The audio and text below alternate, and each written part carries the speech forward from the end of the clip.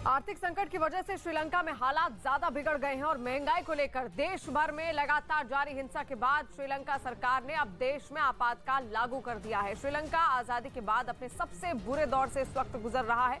ईंधन की भारी किल्लत के चलते देश में बिजली का संकट गहरा गया है।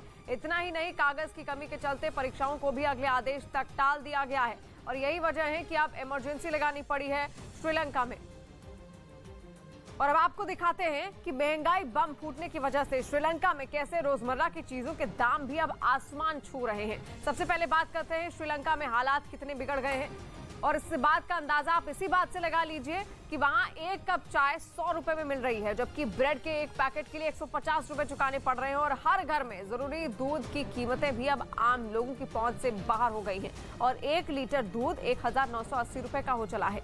चीनी 1 किलो 290 रुपए में मिल रही है, जबकि 1 किलो चावल 500 रुपए का हो गया है और एक अंडे की अगर बात करें तो 35 रुपए का मिल रहा है। एक पानी की बोतल 100 रुपए में मिल रही है और चिप्स 140 रुपए का मिल रहा है।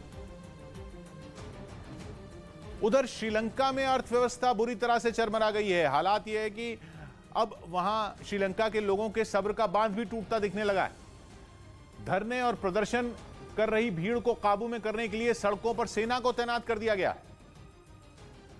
लेकिन हालात फिर भी संभलने का नाम नहीं ले रहे। श्रीलंका में हालात इतने बिगड़ चुके हैं कि अब लोग हिंसा पर उतर आए हैं। श्रीलंका की सड़कों से हैरान करने वाली तस्वीरें सामने आई। लोगों की भीड़ ने सड़क पर खड़ी एक बस को आग के हवाले कर दिया। सड़क के किनारे खड़ी बस से आग की ऊंची ऊंची लपटें उठती दिखने लगी। सड़कों पर उतरी भीड़ के सिर पर खून सवार दिख रहा था। भीड़ को काबू करने के लिए श्रीलंका की पुलिस और सेना दोनों मेहनत करते दिखे। श्रीलंका में सड़कों पर उतरी ये भीड़ सरकार पर अपना गुस्सा निकाल रही है। कहीं भीड़ हिंसक है तो कहीं मोमबत्तियां लेकर सड़कों पर निकली है। कहीं नारे लग रहे हैं, कहीं लोग खामोशी से खड़े हैं, लेकिन गुस्सा एक जैसा है। पूरे श्रीलंका में लोगों को कम से कम 13 घंटे की बिजली कटौती का सामना करना पड़ रहा है। लोगों के घर भी अंधेरे में डूबे हैं और काम धंधे भी ठप हैं, जिसका गुस्सा निकालने के लिए लोग वहां के राष्ट्रपति कार्यालय के सामने जमा हो गए। दूर से लिए गए एक वीडियो में हजारों लोगों की भीड़ दिखी। भीड़ भी ऐसी कि जन सैलाब उमड़ पड़ा हो। ये वो लोग हैं जो वहां के राष्ट्रपति से इस्तीफा मांगने के लिए जमा हुए। और इमरान खान ने एक बार फिर से भारत की तारीफ की है और भारत की तारीफ करते हुए उन्होंने बड़ी बड़ी बातें की हैं, जहां पर उन्होंने कहा कि दुनिया में भारत की इज्जत अब बढ़ गई है और भारत के पासपोर्ट को अब लगातार अहमियत दी जा रही है। वहीं उन्होंने ये भी कहा कि भारत की विदेश नीति स्वतंत्र रही है। भारत विदेशों में भी अपनी जनता की सुरक्षा सुनिश्चित करता है। हिंदुस्तान हमारा हमसाया हमारे साथ ही आज़ाद हुआ था। ज़रा उनकी फॉरेन पॉलिसी देख लें। सारी उन्होंने जब सोवियत यूनियन और अमेरिका की कोल्ड वॉर चल रही थी, वो नॉन अलाइंड रहे। बात करते रहे, सोवियत यूनियन के बड़े करीब थे, लेकिन वो अमेरिकन भी उनसे बात करते थे। उन्होंने कहा हम नॉन अलाइंड हैं, हम ब्लॉक्स में नहीं हैं। हाँ, हमारी क्लोजेस्ट सोवियत यूनियन से है, लेकिन हम सबसे हैं। आप हिंदुस्तान की फॉरेन पॉलिसी की वजह से आप सिर्फ ये देख लें कि हिंदुस्तान के पासपोर्ट की क्या इज्जत और पाकिस्तान के पासपोर्ट की क्या इज्जत रही है। जब आप एक खुददार कौम होते हैं, लोग आपकी रिस्पेक्ट करते हैं। इस बीच बाइडेन और इमरान की दुश्मनी जग जाहिर होने के बाद वो वजह भी सामने आ गई जिनकी वजह से ये कहा जा रहा है कि पाकिस्तान में अमेरिका ने सरकार गिराने की साजिश रची। एक दिन पहले ही इमरान खान ने देश के नाम संबोधन दिया था, जिसमें वो अमेरिका के खिलाफ इतना बोले थे जितना पाकिस्तान के किसी प्रधानमंत्री ने शायद ही कभी बोला हो। 2 दिन से पाकिस्तान में इमरान की सीक्रेट चिट्ठी पर माहौल गरमाया हुआ था। इमरान ने इस्लामाबाद की अपनी रैली में वो चिट्ठी लहराई भी थी। वो पत्रकारों को चिट्ठी देने की तैयारी भी कर चुके थे, लेकिन ऐन वक्त पर उनकी पूरी प्लानिंग पर पानी फिर गया।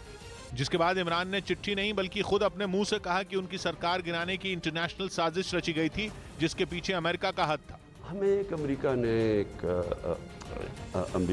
बाहर से मुल्क में, मैं नाम मतलब मेरा कि किसी और बाहर से मुल्क से हमें मैसेज आती है। इमरान ने 2 टूक कहा कि पुतिन से उनकी दोस्ती बाइडेन की आंखों में खटकी, जिसके बाद उनकी कुर्सी हिलाने की कोशिश शुरू हो गई। रूस चले गए वो तो, और यूरोपियन लीडर्स भी रूस चले गए थे, लेकिन खास पाकिस्तान को कि आप क्यों चले गए हैं, जिस तरह कि हम कोई उनके नौकर है। वैसे खबर है कि केवल रूस ही नहीं, और भी कई वजहें थीं जिन्होंने बाइडेन को इमरान के खिलाफ उकसाया। और नौबत ये आ गई कि इमरान भी पाकिस्तान के उन प्रधानमंत्रियों की लिस्ट में शामिल होने की कगार पर पहुंच गए जिन्होंने कार्यकाल पूरा नहीं किया। खबर है कि अफगानिस्तान से जाने के बाद अमेरिका चाहता था कि पाकिस्तान उसे अफगानिस्तान में मनमर्जी की सरकार बनवाने में मदद करे, लेकिन ऐसा नहीं हुआ और पाकिस्तान तालिबान के साथ खड़ा हो गया। यही नहीं, कहा जा रहा है कि बाइडेन को इमरान पसंद नहीं है और दोनों नेताओं की फोन तक पर कभी बात नहीं हुई। खबर है कि बाइडेन ने इमरान से बातचीत करने से ही इनकार कर दिया था। हालात ये हैं कि अमेरिका ने अब तक पाकिस्तान में अपना स्थायी राजदूत तक नियुक्त नहीं किया। दोनों नेताओं में इसलिए भी दूरी आई क्योंकि खबर है कि जून 2021 में अमेरिका चाहता था कि पाकिस्तान अफगानिस्तान में नजर रखने के लिए अपने सैन्य बेस का इस्तेमाल करने की इजाजत दे, लेकिन इमरान ने मना कर दिया। और रूस के बेलग्राद तेल डिपो पर हवाई हमला हुआ है और इस हवाई हमले में तेल डिपो को भारी नुकसान भी पहुंचा है। रूस का यूक्रेन पर हमले करने का आरोप है और हेलीकॉप्टर से हमले किए गए हैं। हमले का आरोप यूक्रेन पर लगा हुआ है। रूस ने यह हमले का आरोप लगाया है, जहां पर यूक्रेन ने साफ इंकार कर दिया है कि उसकी ओर से किसी भी तरीके का कोई एयर स्ट्राइक या हमला नहीं किया गया और तस्वीरें भी बाकायदा इसकी जारी की गई है। वीडियो आप देखिए। बेलग्राद रूस का क्षेत्र है जहां पर तेल डिपो को ध्वस्त कर दिया गया है। कई लोग ये भी कह रहे हैं कि ये एंटी फ्लैग ऑपरेशन भी था, जो कि खुद रूस ने अपने ही तेल डिपो पर करवाया ताकि किसी भी तरीके से इसका इल्जाम वो यूक्रेन के सिरमत्थे लगा सके। और ऐसे में अब उसकी ओर से यही आरोप लगाए जा रहे हैं कि यूक्रेन की ओर से इस तेल डिपो पर उसकी ओर से हवाई हमले किए गए। इस बीच यूक्रेन में जारी युद्ध के बीच रूस के बेलग्राद शहर में बड़ा हवाई हमला हो गया, जिसे पश्चिमी देशों ने पुतिन की नई चाल करार दिया। इस हमले में वहां तेल का एक बड़ा डिपो तबाह हो गया और इसका वीडियो भी खुद रूस ने ही जारी किया, जिसमें हवाई हमले के बाद तेल डिपो आग की भीषण लपटों में घिरा दिखाई दिया। वहां लगी आग इतनी भयानक थी कि उसकी लपटें कई किलोमीटर दूर से भी साफ दिखाई पड़ रही थी और उसकी तेज रोशनी ने लोगों की आंखें चौंधिया दी। यही नहीं, उससे निकल रहा काला धुआं पूरे इलाके में फैलता नजर आया और जैसे जैसे वक्त बीतता गया तेल डिपो में लगी आग और भी भयानक होती गई। देखते ही देखते वहां मौजूद तेल के 8 बड़े बड़े टैंक इसकी चपेट में आ गए। इसके बाद तो पूरा तेल डिपो किसी ज्वालामुखी की तरह धधकता नजर आया। और रूस ने आरोप लगाया कि यूक्रेन की सेना के हेलीकॉप्टरों ने उसकी सीमा में घुसकर इस हमले को अंजाम दिया। हालांकि पश्चिमी देशों ने इस हमले को पुतिन का फॉल्स फ्लैग अटैक बता दिया, मतलब ऐसी कार्रवाई जिसके जरिए कोई देश जानबूझकर अपनी ही संपत्ति या लोगों को नुकसान पहुंचाता है। क्योंकि पिछले हफ्ते ही रूस से निकाले जा चुके एक राजनेता इलिया पनामरोफ ने दावा किया था कि पुतिन यूक्रेन में जारी जंग को सही ठहराने के लिए अपने ही शहरों में हमले की साजिश रच रहे हैं। यही नहीं, यह भी दावा किया गया था कि पुतिन इन हमलों की जिम्मेदारी अपनी खुफिया एजेंसी एफएसबी को सौंप सकते हैं, जिसके लिए वजह बताई गई थी यूक्रेन में जारी जंग को सही ठहराना।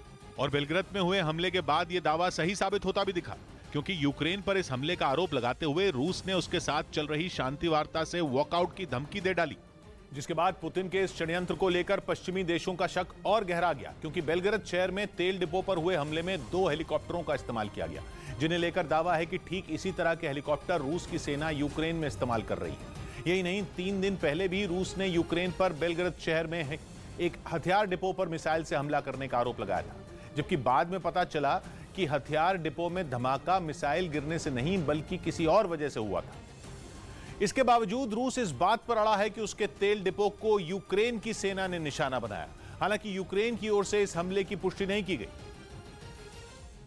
लेकिन रूस ने जो वीडियो जारी किया उसमें कुछ ही सेकंड के अंदर 2 रॉकेट तेल डिपो की ओर बढ़ते दिखाई दिए, जिनके गिरते ही तेल डिपो में धमाका होता दिखाई दिया और फिर वहां से आग का एक बड़ा बवंडर उठना शुरू हो गया। यही नहीं, इस हमले के ठीक बाद वहां बेहद कम ऊंचाई पर 2 हेलीकॉप्टर भी उड़ान भरते नजर आए। हालांकि बेलग्राद में हुए हमले में किसका हाथ है ये अब तक साफ नहीं है और पश्चिमी मीडिया इसे पुतिन की खुद की साजिश बता रही है, लेकिन यूक्रेन के विदेश मंत्री ने नहीं इस हमले की जिम्मेदारी ली है और नहीं इस हमले से इनकार किया है।